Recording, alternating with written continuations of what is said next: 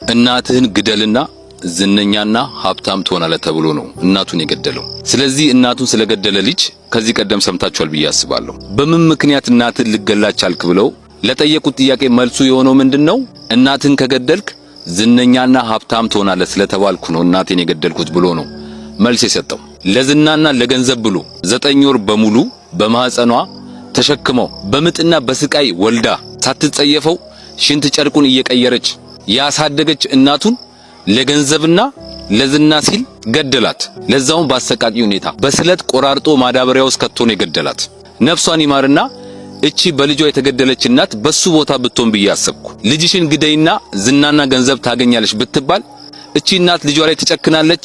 አይደለም ለገንዘብና ለዝና ብላ ልጇን መግደል ይቀርና ለገንዘብና ለዝና ብላ ልጇ እንቅፋት እንኳን እንዲመታው አትፈቅድም። በልጇ አትደራደርም።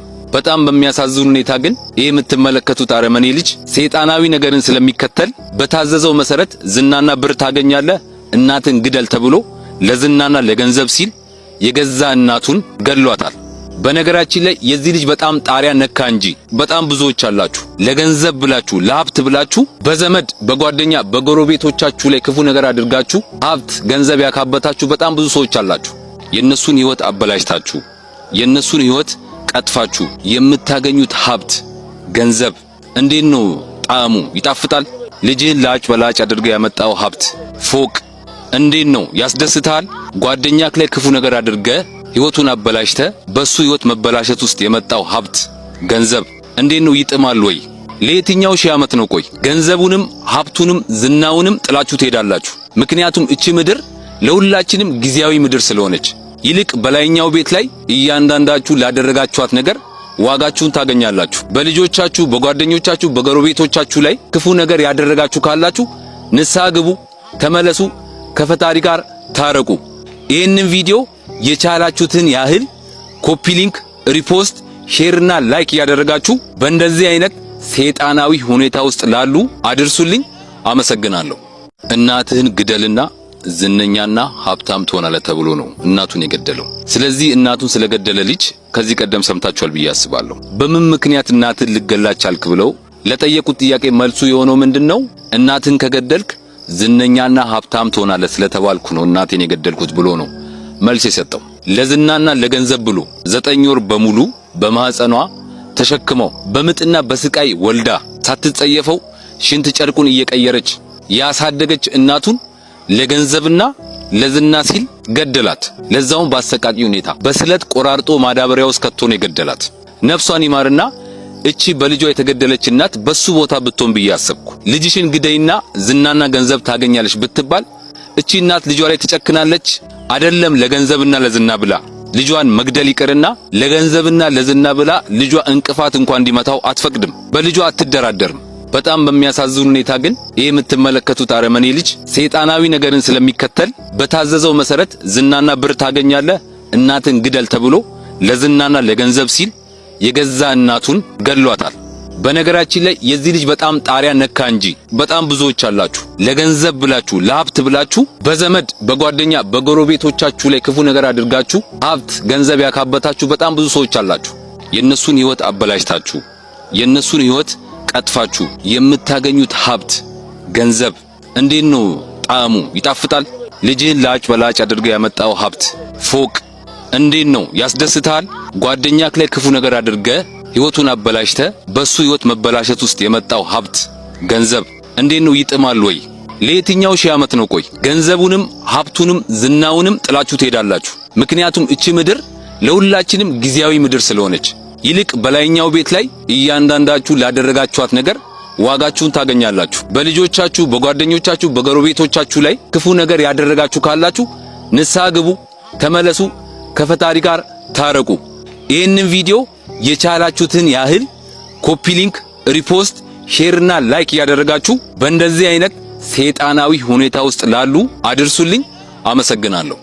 እናትህን ግደልና ዝነኛና ሀብታም ትሆናለህ ተብሎ ነው እናቱን የገደለው። ስለዚህ እናቱን ስለገደለ ልጅ ከዚህ ቀደም ሰምታችኋል ብዬ አስባለሁ። በምን ምክንያት እናትህን ልገላት ቻልክ ብለው ለጠየቁት ጥያቄ መልሱ የሆነው ምንድነው? እናትህን ከገደልክ ዝነኛና ሀብታም ትሆናለህ ስለተባልኩ ነው እናቴን የገደልኩት ብሎ ነው መልስ የሰጠው። ለዝናና ለገንዘብ ብሎ 9 ወር በሙሉ በማህፀኗ ተሸክመው በምጥና በስቃይ ወልዳ ሳትጸየፈው ሽንት ጨርቁን እየቀየረች ያሳደገች እናቱን ለገንዘብና ለዝና ሲል ገደላት። ለዛውም በአሰቃቂ ሁኔታ በስለት ቆራርጦ ማዳበሪያ ውስጥ ከቶ ነው የገደላት። ነፍሷን ይማርና እቺ በልጇ የተገደለች እናት በሱ ቦታ ብትሆን ብዬ አሰብኩ። ልጅሽን ግደይና ዝናና ገንዘብ ታገኛለሽ ብትባል እቺ እናት ልጇ ላይ ትጨክናለች?